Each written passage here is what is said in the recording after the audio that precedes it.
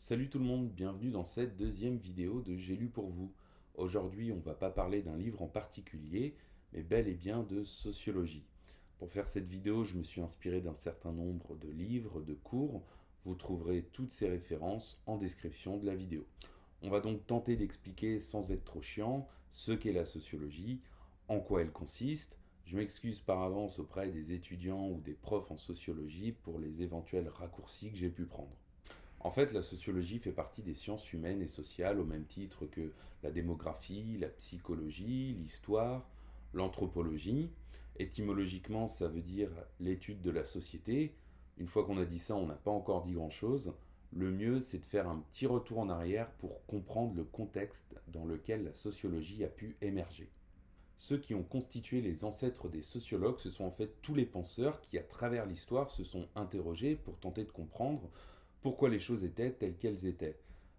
Si le physicien s'intéresse à la pomme qui tombe de l'arbre et à ce qui fait qu'elle chute sur le sol, le sociologue va tenter de comprendre pourquoi les individus se comportent de telle ou telle manière en société. Et c'est précisément le point commun de toutes les sciences, c'est le but même de la science, c'est de dévoiler le caché, de dévoiler les lois physiques qui régissent le monde physique, mais aussi les lois sociales qui régissent le monde social. Mais pour penser et étudier la société, il y a d'abord une grosse condition, c'est d'admettre son côté artificiel.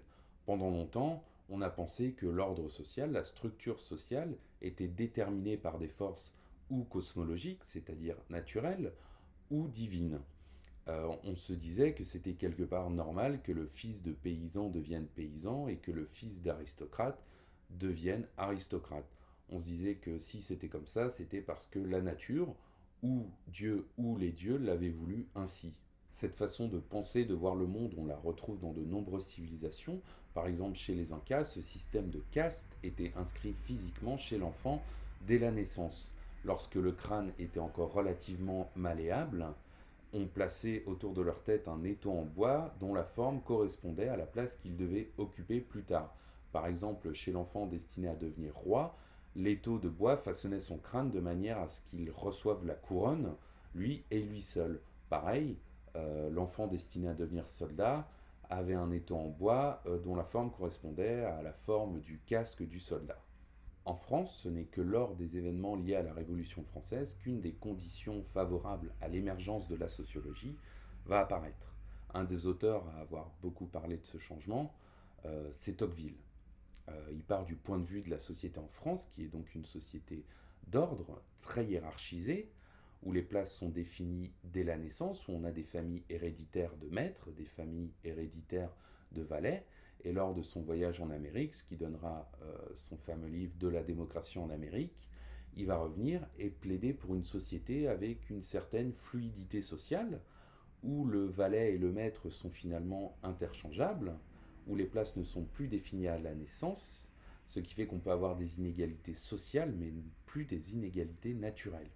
Cette nouvelle façon de penser, c'est ce qui va permettre aux sciences de se développer beaucoup plus rapidement.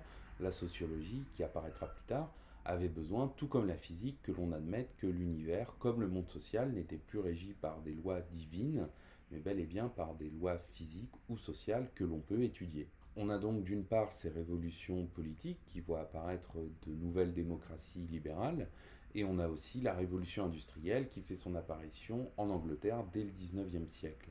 Alors on ne va pas entrer dans les détails, mais apparition de la production industrielle, multiplication des usines, travail à la chaîne, aliénation du travailleur, dirait Marx. Il suffit de revoir le film Les temps modernes de Chaplin où on se rend bien compte des conditions de vie et de travail de l'époque sur un mode humoristique.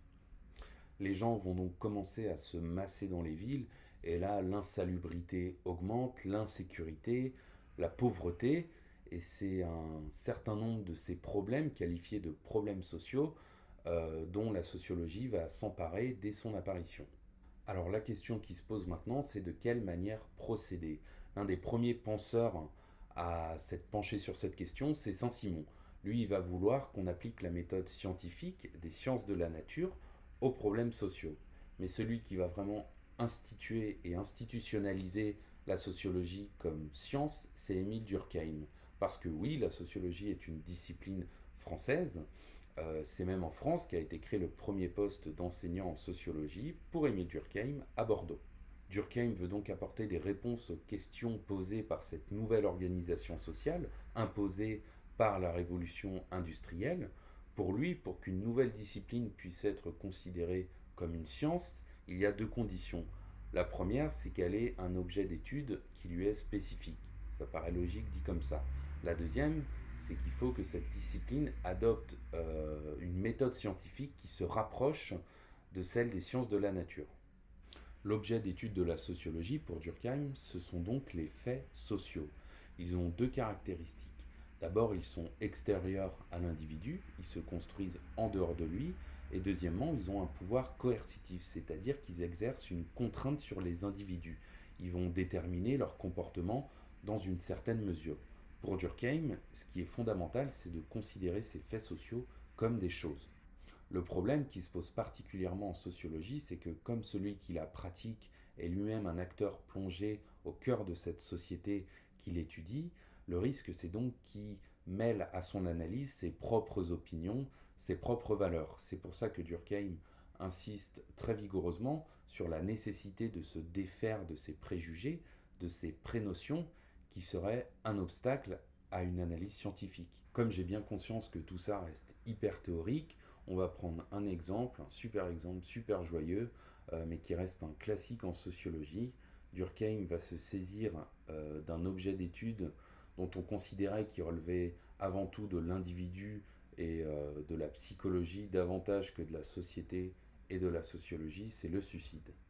En calculant le taux de suicide au sein de la population, Durkheim va pouvoir faire deux observations fondamentales. Tout d'abord, il observe que le taux de suicide dans une même société est plutôt stable d'une année sur l'autre. Si c'était un acte purement individuel, le taux varierait de manière importante d'une année sur l'autre. La deuxième observation, c'est que les taux de suicide varient beaucoup d'une société à une autre. Il montre donc là encore que ce n'est pas un phénomène purement individuel, mais que la société a un rôle à jouer là-dedans. Il se met donc à chercher des explications sociales et il en retient deux variables qui vont expliquer ces variations du taux de suicide. D'abord, il retient le niveau d'intégration des sociétés, c'est-à-dire en gros la force du lien social qui unit les gens entre eux. Il va également retenir le niveau de régulation, c'est-à-dire en gros l'importance des règles et des valeurs qui s'imposent et qui fixent des limites aux individus.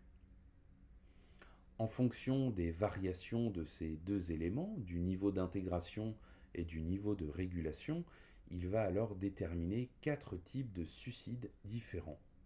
Si le niveau d'intégration est très fort dans une société ou dans un groupe social, on observera un suicide de type altruiste, c'est-à-dire que l'individu sera prêt à se sacrifier pour la collectivité.